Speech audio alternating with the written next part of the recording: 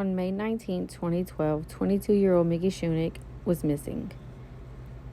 She had been riding her bicycle on the streets of Lafayette. She was riding back home to the area near Ambassador and Congress, but never made it home. On May 25th, detectives were able to identify a bicyclist believed to be Mickey Shunick traveling on Versailles Boulevard and St. Landry Street at approximately 1:48 a.m.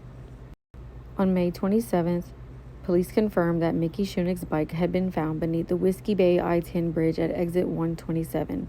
A local fisherman located the bike and notified police. Mickey Shunick's bike was found. No other evidence was found at the time. It was found to be submerged except for a small section of the frame, and the bike's rear tire was found to be damaged. On July 6, almost 2 months later, an arrest had finally been made. Brandon Laverne was indicted by a grand jury where he pled not guilty and took a plea in exchange for the death penalty. In return, he would disclose the location of where he disposed of her body. Court documents revealed that he intentionally hit Shunick's bike and insisted that she enter his truck. He put her bike in the bed of his truck, and he also had in possession a knife and a semi-automatic handgun. When Shunick attempted to grab her cell phone to call for help, he threatened her with his knife. Mickey sprayed mace into his face. Mickey fought off the defendant, who succeeded in wresting the mace from Mickey. She grabbed the defendant's knife and proceeded to stab the defendant several times in what would later be called life-threatening wounds. Laverne tried to grab the knife from Shunick, which caused him to have cut tendons in his hand. Mickey fought with the large defendant, who succeeded in taking the knife from Mickey.